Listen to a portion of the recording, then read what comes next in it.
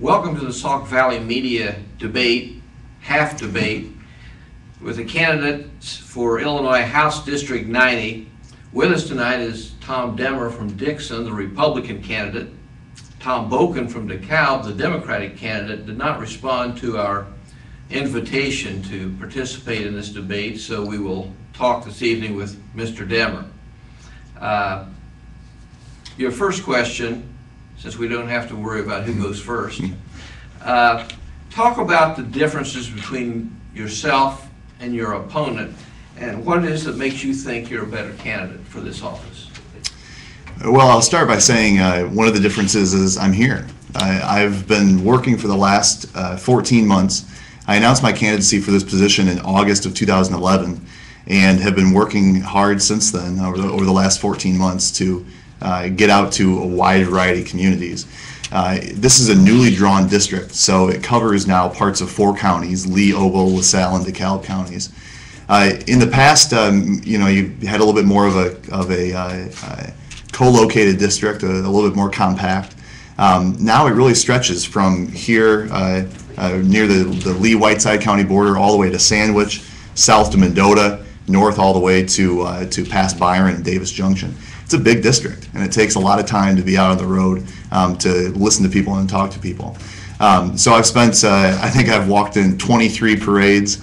I've attended county fairs, been to dozens of forums, interviews, and community events, and just listened to people. Most importantly, to get a perspective on where the people of the district are coming from, and that's been important to me. It's important to me to hear a variety of perspectives from people in different industries, people in different walks of life, people of different ages, different communities.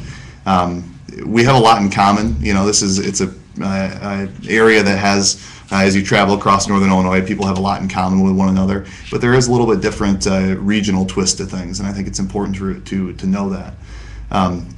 I really haven't had a chance to hear much from my opponent, so I don't know where he stands on a number of the key issues. But I'll say that the opinions that I've formed, I've shared in a variety of forums, through questionnaires from the media, responding to news stories. I was in a series of debates in the primary and got a chance to communicate with voters then. And I post information on my website regularly. I've done a lot to ensure that we have a free flow of information back and forth. And I think that's important to have an elected official who listens to the people and one who's open to communicating with them. Maybe it's arguable, maybe it's not, that the primary issue of the campaign for legislative candidates is the fiscal crisis in this state. And it's pretty complex. But if you could briefly and simply explain your plan, or that of your party, for solving this crisis, and with special attention paid to how it would affect the residents of the 90th District. So I'd say the fiscal crisis in the state is a key issue in this campaign, but probably the issue that hits home more directly than that is unemployment. Unemployment is directly how a fiscal crisis or an economic crisis applies to individuals. An unemployment rate that's higher than the state average puts stress on our families, and it strains our communities. We don't see the kind of local economic activity that is needed to support small businesses and that's needed to keep the local economy growing. So when you look at the state level, the state fiscal crisis, the state budget deficit, the unfunded pension liability, those are important issues that need to be solved. But where the rubber hits the road, where those issues really impact voters and people throughout the district, is in the terms of economic growth, in availability and accessibility to jobs, and what kind of future and confidence they have in local communities. So when I look at this problem and how we solve the problem, I think it comes through legislation, of course, to address some things at the state level, but really it comes through finding a way to make Illinois a more competitive place for businesses to invest. When you think about the decision for any individual or any corporation to make an investment in an area, it comes down to a variety of factors that they're comparing to other areas. Before you move your family here, if you weren't born and raised here, before you move here, you look at a variety of factors. You look at job availability in the area, taxes, schools, local infrastructure. You look at the sense of community. In the same way, businesses look at Illinois and this area in particular when they're making a choice of where to invest, where to build a factory, where to add jobs. They're stacking up factors like workers' compensation costs, the cost of permits and fees and regulations, and kind of the framework they have to go through to get the proper paperwork from the state. They look, of course, at the tax climate and look at the support from local government and state government in terms of infrastructure and the kind of services that government offers.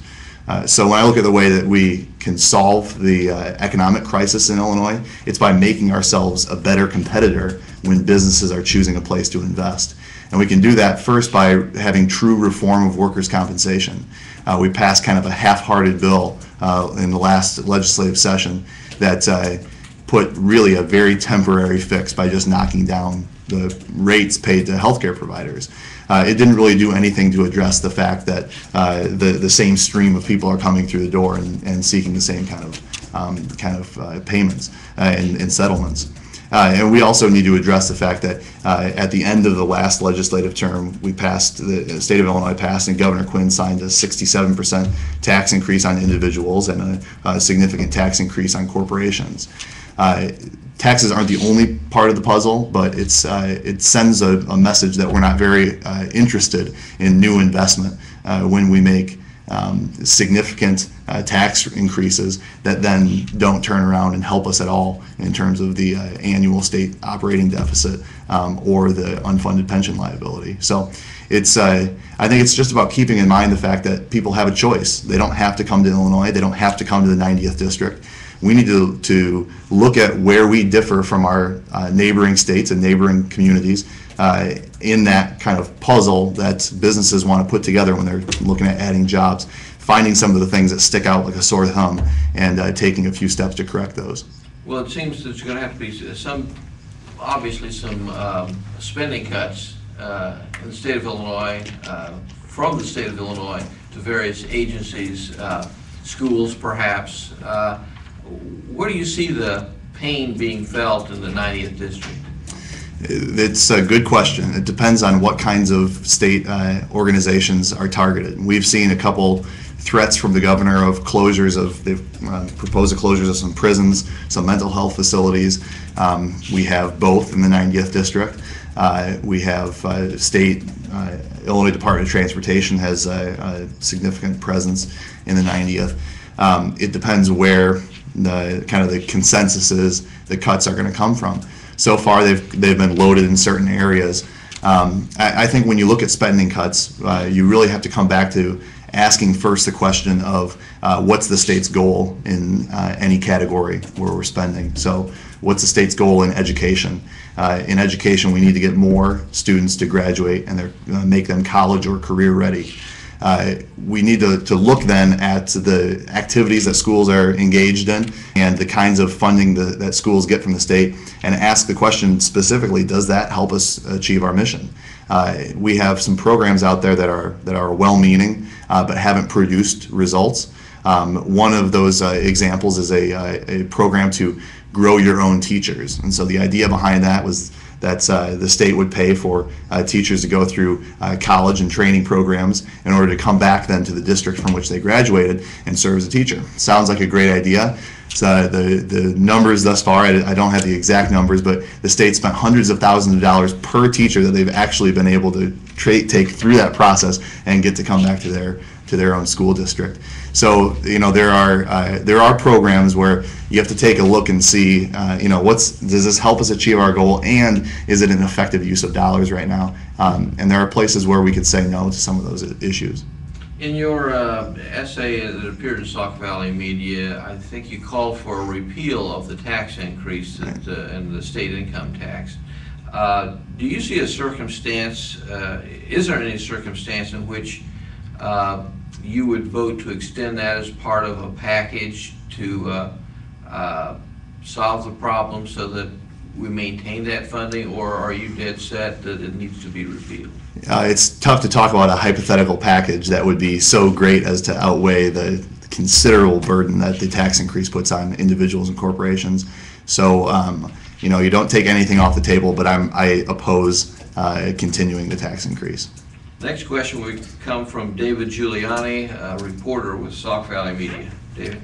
Thank you. And going off that tax question, you wouldn't take anything off the table. Have you taken any kind of pledge of no tax increases whatsoever? No, I haven't taken any pledges. I oppose continuing the tax increase. Okay, so. And I support repealing the tax increase. Okay. I haven't signed any other pledges, and really the reason for that is that I'm accountable only to the people of the 90th District and not to a third-party organization. Okay, so I just want to make sure, because this could become a big issue. If there was some kind of package that said, and I know about what you're feeling about hypotheticals, 5-to-1 spending cuts versus raising revenue, or tax hikes as we like to call it, you wouldn't say no, absolutely. You'd be open to it. Well, I look at every package, but Okay. I would say that it's tough to outweigh. I mean, we've seen a significant number of companies cite the tax environment in the state of Illinois as a major influencing factor in their decisions. You know, we could go back and forth quite a bit on what the hypothetical would be, but what I will say is that I oppose extending the tax increase. I support repealing it, and I think that we need to look at the things that actually make Illinois a more attractive place to do business. Taxes go by different names, and of course in our area we have a number of state parks that have, some of which were closed temporarily during the state's financial crisis. Would you support a fee-based system whereby the parks and museums perhaps, they're now free, would charge an entrance fee to help support them? We already support them. We already pay a fee to use the parks, and it's in the taxes that we pay. So I think that adding a fee on top of that is just another way of achieving the same outcome, and that's bringing more revenue for the state. So we pay taxes to the state right now. Part of what we're supposed to be getting for that, part of the government service that we're supposed to be getting for that, our use of state parks and natural areas. In some places, they've found that it's an effective thing to do, to charge a fee to maybe use certain parts of the park or certain amenities in the park. And I think that's a good decision on a park-by-park basis. But don't let anybody tell you that these parks are free. We're already paying for these parks, and we're doing it through our taxes. Local governments such as cities and schools that negotiate public employee contracts have made it a practice, at least in our area, to deny public access to tentative contracts until after those contracts have been approved by the governing body. What rights, if any, should the public have to inspect and comment on such contracts before they're approved? Should perhaps a public hearing be required before contracts can be approved by government bodies? Well, I think we want to make sure the public has a voice in that process. I think probably the best way to do that is through the election of people to those boards. So we have people elected to school boards, elected to city councils, to be our voice in those matters. It's tough to interject the public into a negotiation, because you're making information that usually in a negotiation setting is kept private on one side. You know, you have information that each side has, and they choose when to release that and how to kind of go about that. I wouldn't want to require that contracts be published prior to their acceptance, because I think it kind of stacks the deck against the body that's trying to look out for the interests of the taxpayers. It kind of shows the cards in their hand prematurely. So I think when you want to talk about the public's role in that process, which is, the public has a significant role, it's by electing and supporting candidates for office to the school board and to the city council, who you feel adequately represent you, because we know that the public can't be in on the day-to-day operations of things and in on some of those very fine details, and so it's important to elect the right people to represent you there. Yes. I have a question about the pension issue. Do you support a proposal to transfer teacher pension costs from the state to local school districts, and I have a follow-up after that. Yeah, I don't support that. I think the local school districts right now have significant requirements for things they've got to spend on. They're experiencing the same kind of financial pressures that many other local governments are and the state government is. I think for the state to simply say we're going to solve the financial mismanagement that we've had by passing it down the chain to school districts would likely result in increased property taxes. So for the state to simply pass along the liabilities without passing along the funding that was supposed to go to address those liabilities, I think is not sound financial management. Okay, and the follow-up to that would be, a lot of people who argue for that proposal say that the local school districts, they set the salaries for these teachers, and when they raise those salaries, that causes pension costs to go up. So ultimately, their decisions on salaries create more liability for the state. How do we handle that? What kind of incentives can you create to rein in those costs? Because they don't ultimately have to be responsible if the state's paying for it, but it's an accountability issue. How do you handle that?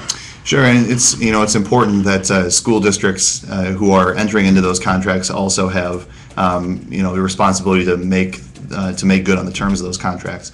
I think it's a different discussion. The proposals that have been out there so far just shift along the liability without giving any state funding to the schools to help them address that. They basically say the state has poorly managed these in the past years. Now you figure out how to address this.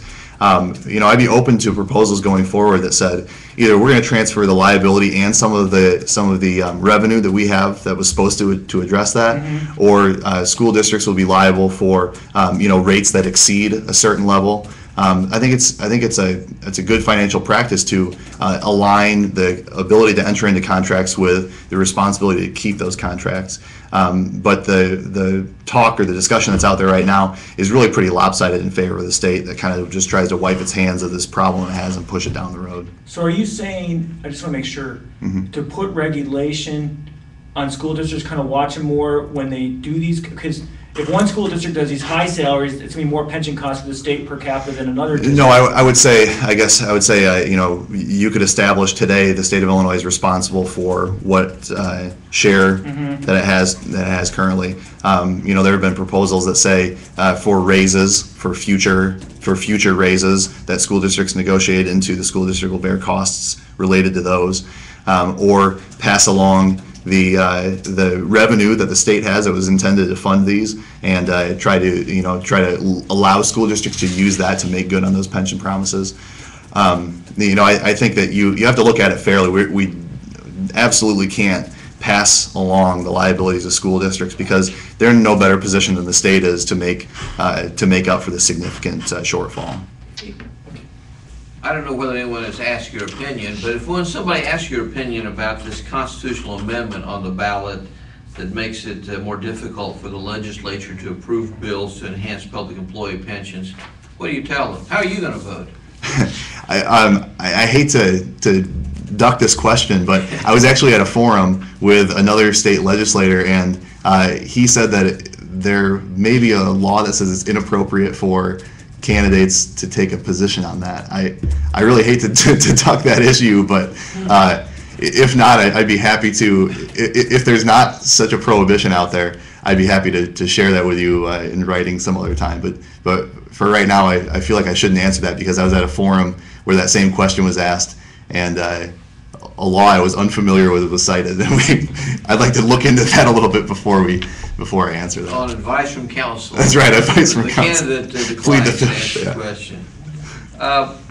As far as getting the state involved at something of a local level, would you support a state law that would require consolidation of local school districts to try to save money?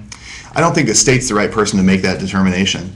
It's sometimes easy to look on a state level and say, well, that district looks small and that district looks small and they're right next to each other, so let's go ahead and force those two to consolidate. But I think on the local level, we've seen examples of it locally here where school districts have proposed consolidation and gone through the process of weighing the pros and cons, looking at what transportation costs are going to arise from that, looking at how they can best incorporate the existing faculty and the facility infrastructure they have.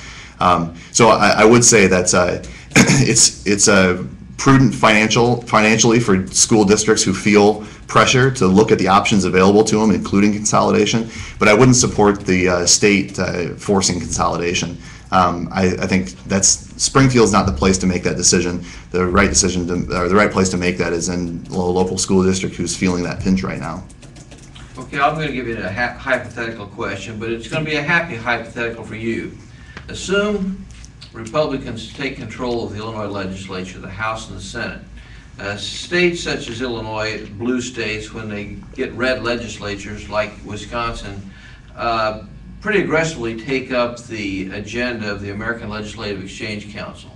Right to work laws, restrictions on legal abortions, bans on gay marriage, crackdown on immigration, school voucher programs. If in fact Republicans take control, where do you stand on those parts of the ALEC agenda? Well, right now, Illinois has a Democratic governor, a Democratic-controlled Senate, and a Democratic-controlled House. So we're completely opposite of where Wisconsin is. So even if we were able to win the seats in the House, we still have a ways to go before any kind of Republican, agenda could pass through without hurdles. But again, as we kind of talked about before, the pledges that are out there from a variety of special interest groups and third-party organizations, it's easy for those organizations to put together an agenda. The challenge for legislators is to look at issues and see how they apply to that district, to their own state, how the timing works. I wouldn't say I ascribe to the agenda of any other organization or the way that any other state has done it. We've got to look at what's right for Illinois, what's right for the 90th district, and what's right for the time that we're in right now. A simple question, I hope. 401ks for state employees, are we going to have to transition to something like that over time? It's possible. The state, is feeling the pressure that many private employers have felt, and that's when you're in a defined benefit plan. It's difficult to make up for those market fluctuations. A defined contribution plan, like you're talking about, a 401k or a 403b, a defined contribution in which the employer puts in a set amount and the employee puts in a set amount, and that account is managed by an individual. Allows for more flexibility for workers who want to, take a job in state government for a time and move to another sector or move from state to local, among the variety of positions that are out there. So I think there are some advantages for individual workers in those. Over the long term, the state will likely have to consider that or offer that as an option to help control their costs, but also continue to offer a competitive product in comparison to the entire private sector. We had somebody on Facebook, his name is Timothy O'Malley, would like to know your views on renewable energy. And this is kind of a federal issue, but the production tax credit for wind power, that's kind of a controversial issue to the federal level. But what are your views on renewable energy and your view on the production tax credit? So renewable energy is great. I mean, if we talk about what drives an economy, in many cases, it's the accessibility of energy. What I would say about that tax credit is, right now, that's kind of tilting the playing field, and it's incentivizing an industry that by itself might not be able to stand on its own merits. Having a domestic source of energy is important. Having a thriving energy industry is important to a lot of different industries and to a lot of the broad United States economy. Many of these issues are federal because of, not every state has the potential to do wind, or not every state has the potential to drill for oil or to mine coal. So energy issues tend to be more federal. So I'd say that I support renewable energy and future forward-looking energy sources, but they've got to be able to stand on their own merits. The free market does a nice job of finding what's the most effective and the cheapest. And we need to let people make a choice about where they can find reliable power, where they can find affordable power, and that should allocate the dollars that go into an industry, not a government subsidy that's just going to prop up one. Okay, so area. you're not a big fan of government subsidies to these industries. It should be. Yeah, it's not like there's no government subsidy that ever serves a purpose, but there are subsidies that seem to be propping up an entire industry. Wind is probably one of those. We see as that federal tax credit begins to sunset. There's a lot less investment in the future on that. So I think I'd be particularly wary of a sector that seems to be so dependent on subsidies. The Affordable Care Act, sometimes known as Obamacare, is mostly a federal issue, though the states are going to have to make some decisions as well, and some have. If a bill comes before the legislature and you're sitting in the legislature, a bill that seeks to thwart the formation of a health exchange under the Affordable Care Act, would you support it? Well, first of all, we have a number of variables that are going to play out before that even becomes an issue. Of course, I have to be elected first, and we also have a presidential election that was going to weigh very heavily on this. A very close presidential election, it looks like right now. So in 13 days, we'll know a little bit better about what the future might hold for that. But I've said before, and I maintain the position that the right place to make a change to healthcare reform, if you're not happy with it, if you don't think it's going to achieve what it promised to achieve, the right place to make that change is in the federal government, where the law was written in the first place. And you do that by electing people to the United States House of Representatives who support your views, to the United States Senate, in the presidency. That's the right place to make changes to that. I think you get on the states have their own rights over certain areas, but sometimes fights are picked at the state level for political reasons, when really the more responsible, more effective place to make those changes is not in a press conference, but in Congress, in the state, in the U.S. Capitol. I have a question. This is kind of related in a small way to the federal government. We're going back to the taxes issue, and you mentioned pledges and that you're open to taxes, although not that income tax that was passed.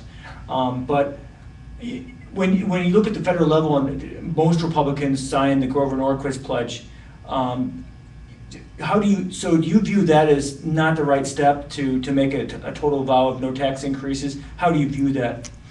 I view it personally. I can only make a decision for myself, and when I made that decision, I thought I want to be accountable to the people of the 90th district and not to an outside organization. So, I don't support tax increases. I think they're the wrong thing to create economic growth. I think they put a burden on families. They stress businesses. They strain communities. And I'm going to advocate for that agenda in Springfield. Well, I'm going to do it, though, because I think it's the right thing for the 90th district, and not because I signed a pledge. Another federal issue that's playing out at the state level, the concealed carry law, that Illinois might be the only state without such a law. What's your stance, and were a concealed carry law to come before a vote, and you had the chance to vote, where would you stand? I think the Second Amendment is pretty clear on the issue of the right for the people of the United States to keep and bear arms. I think concealed carry is a part of that. I think it speaks volumes when you say that Illinois is the only state in the country that does not have a concealed carry law. I would support a concealed carry law for Illinois. I have a question. Township governor, we keep talking about, a lot of people talk about smaller government. What about township government? Some people say that form of government is outdated, that counties can handle many of those responsibilities. In Lee County, we have 22 townships, many officials that are responsible for those things. Township government, is that a good thing? Should we continue it?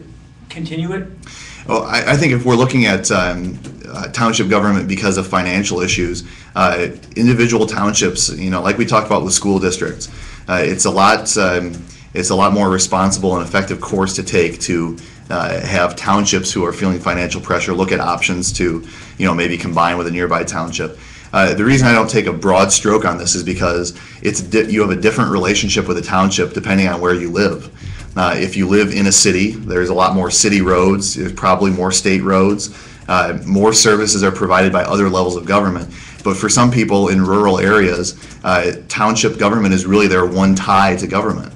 They don't live down the street from their congressman's office, or they don't have a state senate or state representative office in their community. Many of them don't live in a community, and they depend on the township services.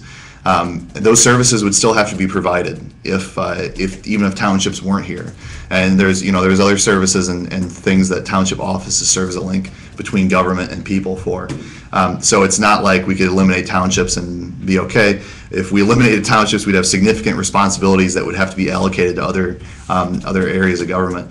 So I think there are certainly chances where you can look at like intergovernmental agreements to help plow these roads or provide these services. I know we do that in Lee County with things like assessments. The county assessment office provides assessments in townships that don't have their own standalone assessor. So looking at those kind of opportunities to do multiple levels of government working together is an effective way to do it. It's a cost-effective way. It's an efficient way, but it doesn't remove for some people that that one solid link to government and the crucial services that it provides to somebody who lives outside boundaries of some other districts. We have a question from one of our Facebook friends. Jordan Bowman says he's sick of partisan politics, and his question is to you. Are there some things that your party has done to contribute to the mess that Illinois is in? There are. I'm not going to stand here and say that the Republican Party has been without fault. Again, I consider myself a first and foremost a voice for the people in the 90th district, not first and foremost a Republican. I think that probably the best example of this is the fact that we have a Republican former governor in jail right now. Governor Ryan was did not help Illinois get on the right track. I mean, he committed crimes. He was sentenced for those crimes. Certainly did a lot to hurt the state of Illinois, to hurt people's confidence in Illinois, to remove a lot of that trust that people had in state government, and to set us back a number of years by the kind of reputation that Illinois begins to develop and then further developed under Governor Blagojevich. So my party's not been without fault. And when there are instances of ethics failures and corruption and shortcomings, regardless of what party those are in, we need to address those head on, and we need to remove those people from office. Partisan politics is not what governs why I got into the game. It is not what governs the decisions I make, and it certainly wouldn't cause me to put up blinders to anybody who's engaging in that kind of behavior. One final question that we have before we allow you to close tonight. At 26, you'd be probably among the younger members of the legislature. How does someone so young come to have deeply held political convictions that you have articulated during the campaign? What are the experiences in your life that have led you to those beliefs and values? I like to think that the experiences through my life that led me to where I am today aren't just political experiences. Throughout my life, I was born in Dixon, born and raised here, went to schools here, really spent my entire life here. And I've always been raised, and I've always taken the idea that community involvement and community service and support of the community is an important thing, and it's something that you should engage in every opportunity you have. And I've tried to do that. I've tried to live my life like that and look for new opportunities to do that. So I've been a member of a number of clubs and organizations and not-for-profits, and volunteered in many different community settings. I took a job with a big local employer, that really influences and affects a lot of community events. I've tried to, I've worked on campaigns, I've supported candidates for office, spent a lot of time traveling around the Northern Illinois area, and trying to, you can't have all the experiences yourself, and a lot of the wisdom that you can gain in life comes from listening to the experiences that other people have had. There have been so many stories and so many personal experiences that have been shared with me through my work on a variety of campaigns and my own private life experiences that have kind of shaped and molded where I am today. So, when I think about all those experiences that kind of make me the person I am, I tried to put those into public service through, my work on the Lee County Board. I jumped into an opportunity to run there and really tried to work hard to get involved in the issues and to be a strong voice there through my support of other candidates, working for people at a variety of levels of government who I think will help us get move in the right direction. I interned in Washington, D.C. in the Vice President's office when I was in college, got an appreciation for a little bit on the federal government's side of doing things. I wrote for this newspaper, a political opinion column. I've always tried to, to show a wide range of interests, to be curious about a wide range of topics and issues, and develop those as fully as I can. Because I think that the best decisions can be made when you really have a broad understanding, or at least an attempt to understand the bigger picture issues that come into play. And I've spent my life trying to build that bigger picture view. That'll conclude the questions. We give candidates 2-minute closing statements, so your 2 minutes start now.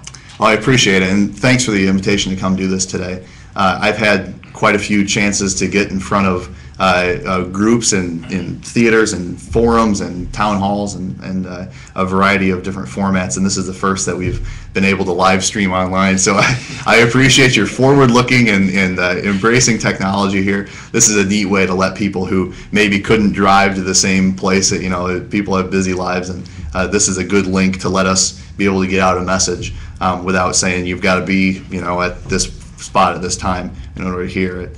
When I look back, and as I mentioned, as we kind of opened, that I've been on this campaign trail for running for this office for 14 months. And in that time, fortunately, we haven't been in one of those particularly contentious or personal or mudslinging kind of campaigns. And so I've got a chance to, have level-headed, common sense discussions with people, hear a variety of opinions from people in communities across the 4 counties that the 90th District represents. I'm confident that I can be a strong voice for the people of the 90th in Springfield, and I look forward to the challenge of serving into the wide variety of successes and progress that we can make towards making Illinois a better place for all of us to be. That concludes our interview with Tom Demmer, who is the Republican candidate in Illinois House District 90 in the election. Again, our invitation to the Democratic candidate, Tom Boken of DeKalb, was not answered, and thus we were left without a debate tonight. So thank you, Mr. Demmer, and to those of you watching and listening, please make sure that by November 6th you vote. Thank you.